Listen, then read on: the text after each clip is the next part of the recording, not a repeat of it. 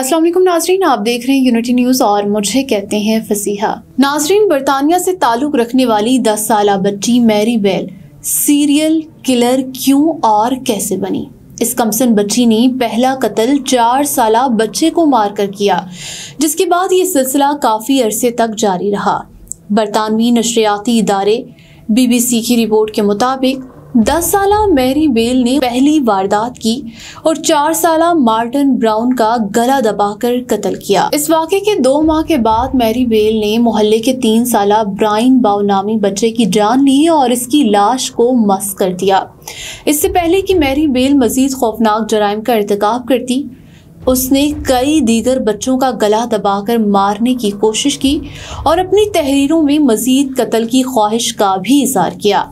ये बच्ची कौन थी और इसका रवैया ऐसा क्यों हुआ, इसके पीछे एक लंबी कहानी है। 26 मई 1957 में एक 16 साला सेक्स वर्कर बेटी मैग्रेट के यहाँ एक बच्ची पैदा हुई, जिसकी माँ के दिल में अपनी बेटी के लिए किसी किस्म की कोई मोहब्बत नहीं थी।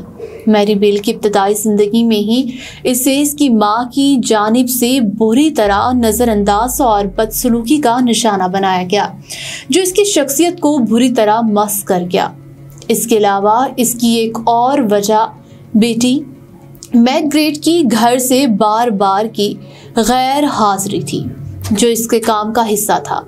इस हवाले से कुछ लोगों का कहना था कि बेटी ने मैरी बेल को किसी औरत के हवाले करने की कोशिश की थी, जो नाकाम साबित हुई, और मैरी बेल का ये रवैया भी माँ के इसी तरह के सलूक और लापरवाही का नतीजा है।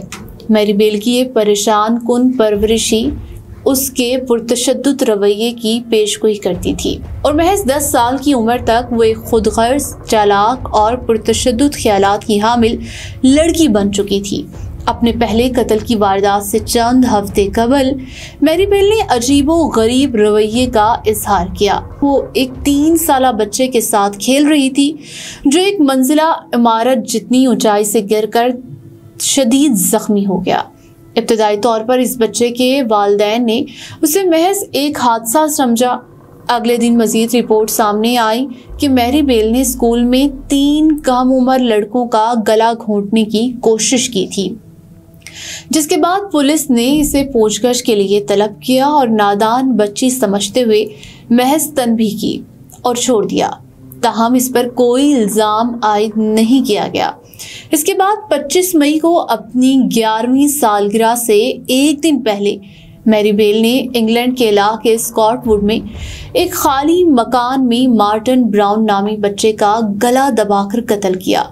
मैरी बेल की एक ही दोस्त थी, जिसका नाम नोर्मा बेल था। मैरी बेल ज्यादातर इसी बच्ची के साथ रहती और खेलती थी। मैरी बेल और नोर्मा ने एक नर्सरी स्कूल में तोड़ फोड़ की और वहां पर कुछ नोट्स छोड़े, जिनमें मार्टिन की मौत की जिम्मेदारी कबूल करते हुए मुस्तकबिल में मजीद कत्ल की धमकियां दी गई थीं, जिन्हें पुलिस ने मजाक और शरारत के सिवा कुछ न समझा। मैरी बेल के कत्ल करने के बाद एक एतराफी नोट भी लिखा करती थी। इस बार भी इसने एक ऐसा ही नोट लिखा और मार्टिन को कत्ल करके इसकी मौत की जिम्मेदारी कबूल की।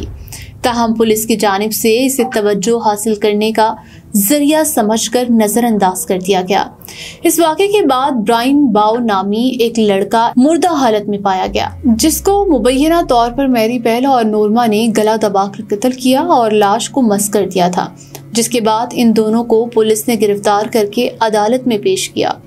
अदालत में मैरी बेल के इस अमल को महज कत्ल की लज्जत और जज्बात की तस्कीन का जिम्मेदार करार दिया गया।